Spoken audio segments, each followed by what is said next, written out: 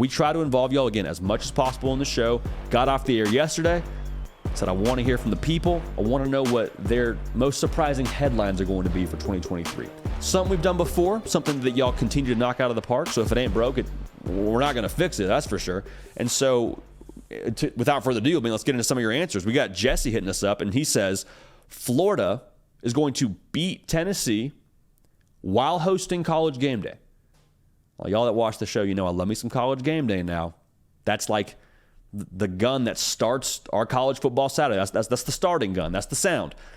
But for game day to be in Gainesville, Florida has to beat Utah.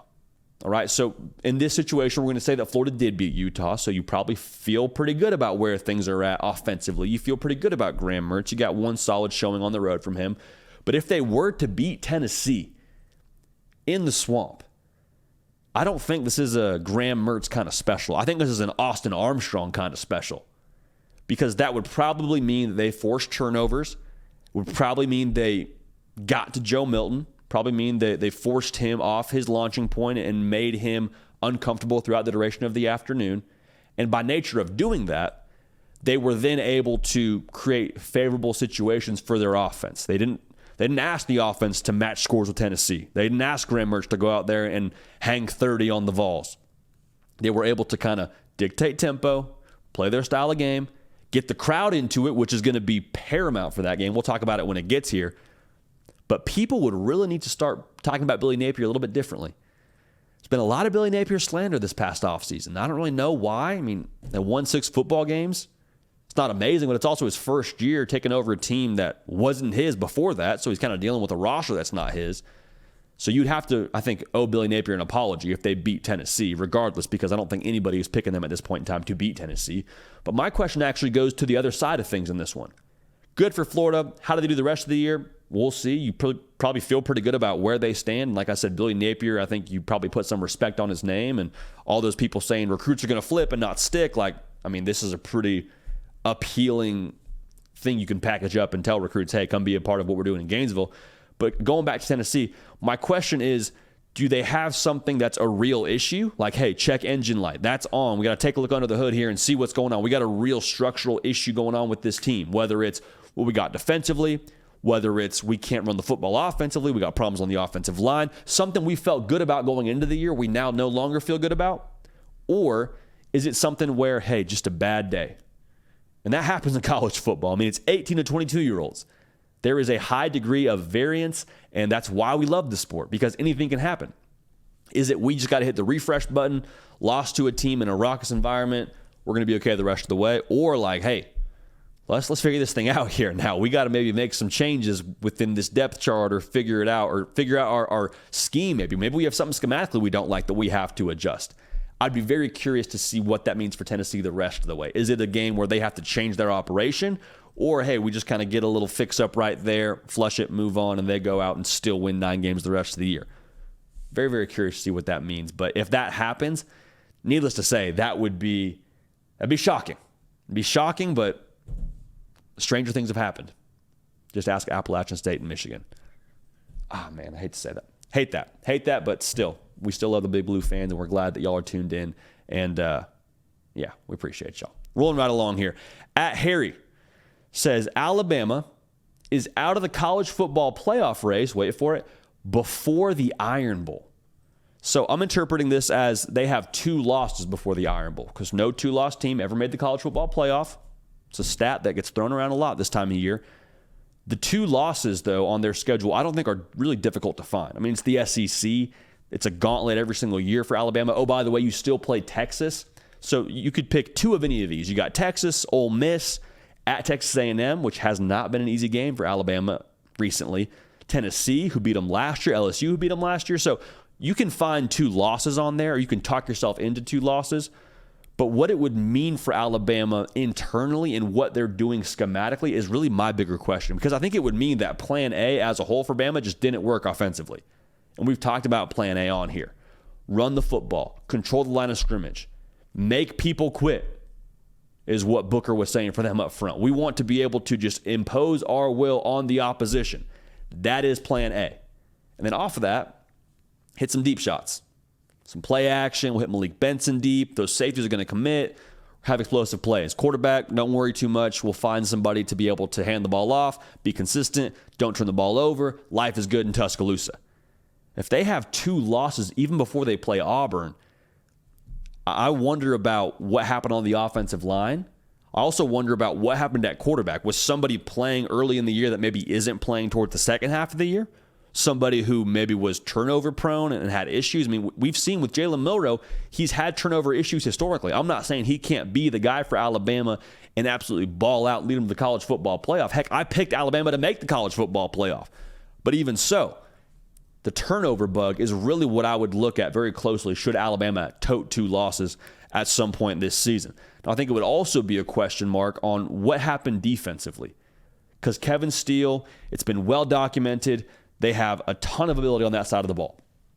Ton of ability. Now, is it unproven? Sure. But still, since 2019, they've only recruited in the top 2 every single year. So it's not a matter of do they have talent. It's a matter of can they get the most out of that talent and can they align that talent for success. So the thing, or the theory at least, for Kevin Steele in this defense is it's going to be a little bit more free, a little bit more, hey, play with your instincts, see ball, get ball. We're not overthinking this. We're not making it too complex in the sense that we got to think too hard about our assignment and what happens if we're in this formation or that formation. Like, obviously, they'll have a good strategy in place, but they want to let their ballers ball, which I think is a phenomenal strategy. Now, the caveat to that is, and what could happen if they lose 2 games, would be, okay, we tried to play a little bit more free, and that led to our instincts betraying us in some ways and teams taking advantage of it. Meaning we saw run, we triggered too quickly, they hit us over the top. Or we didn't read our keys correctly, we were just playing instinctually, and we got. Is kind of what could happen, I guess, if they were to lose 2 games. Again, I don't think this is going to happen. I want to make that very clear. I want to make sure this is loud and clear. I have Alabama in my college football playoff. But I would look at the defense and what they do assignment-wise and what's going on with the offense versus, what they would like to do offensively in terms of trying to run the football. But the big question is, what went wrong internally? What went wrong internally for Alabama? Because if they lost 2 games this coming season, I would have to have a question about what was the wrong thing that happened from an approach standpoint. Going back to talent, I don't question that Alabama. Was it a thing where they're anxious, like Will Anderson was saying last year? Did they not feel like they're the Bama of old? Like, what happened? What was the mindset flaw that Bama wasn't able to be Bama? Now, some of this could just be, hey, the SEC is really good. Hey, LSU, they found their lane. Tennessee did what they did last year. It's tough to stop. Like, there's a lot of excuses you could make, but those are the places I would look first if Texas or Ole Miss or A&M or Tennessee or LSU were to have some version of 2 losses handed to Bama. So we'll see about that one. But speaking of Texas, Nate Horn just kind of drops the mic here and says, Texas is not back. That is his headline. And I want to kind of get out in front of this because even if Texas wins the Big 12, short of making the college football playoff for a lot of people, even if they make the national title game, if they make the national title game, conversation changes. If they make the college football playoff, conversation changes. But if they do anything short of that, a lot of people are going to probably not say Texas is back. And I think the Texas is back conversation is a little bit of a tough game to play. I mean, I've kind of said a couple of times here, is Texas back? Is Texas not back? I think it's just fair to say they're somewhere in the ascent. Feels like they're trending upward with Steve Sarkisian in year 2. I think we should probably just temper that conversation a little bit. But my concern wouldn't be if Texas is back or not in 2023. Because it's going to be very, very difficult, again, short of winning a national title, making the college football playoff, for people to be fully convinced that Texas is back. My concern would be if Texas takes a step back in 2023. If they go into the season and win 8 games again, that would feel like a step back. This roster is not built to win 8 games. This roster is built to win double digit and win the Big 12. So the concern is what happens when you have a situation where you have to talk about, well, is Quinn Ewers coming back for another year? Well, hey, you let up a second half lead. Things like that would be a little bit confusing because that's not what a year 3 team under Steve Sarkisian is supposed to look like. There's no excuses right now for Texas. We've talked about it many times. Year 3 culture, year 3 head coach, returning starting quarterback with tons of ability, like tons of weapons on the offense, tons back on the offensive line. There's not really too many excuses to be made right now on the 40 acres. But the people in Austin, they don't want excuses either. They're not looking to make excuses for their team. They believe, as much as we do, this is the year for them to win the Big 12 before they throw up the deuces and get out of there. So that's how they feel. I don't think they're looking to be back. I think they're looking to continue to take steps forward before they get to the SEC. Because whenever they get to the SEC, I say whenever, when they get to the SEC next year, we're going to have the same questions about Texas. People are going to say the exact same thing. Well, are they good enough for the SEC? Well, are they going to be able to do what they did in the Big 12 in the SEC? Well, it's nice they won the Big 12, but they got to play Georgia this coming season. How does that look? So those conversations will happen, but even so, back, not back, I'm just worried about taking steps back if I'm a Texas fan. Last one for you. Hayden says Bo Nix wins the Heisman and takes Oregon back to the college football playoff. Yes, Oregon has been to the college football playoff. Marcus Mariota and company in the Rose Bowl. He's running around. He wins the Heisman, take down Florida State. They end up losing to Ohio State, but they have been to the college football playoff. And to be honest, I want to focus more on the second part of that equation than the first part, because I think Bo Nix is going to play well enough to at least be in that Heisman conversation. And when you're at least in the Heisman conversation, more often than not, it comes down to what has your team done. But last year, Bo Nix, he accounted for 40 total touchdowns. He looked like a totally new version of Bo Nix that we didn't get to see consistently at Auburn. And I believe that Bo Nix, based on what he did last year and just getting to a new place, just made for a world's difference of confidence for him.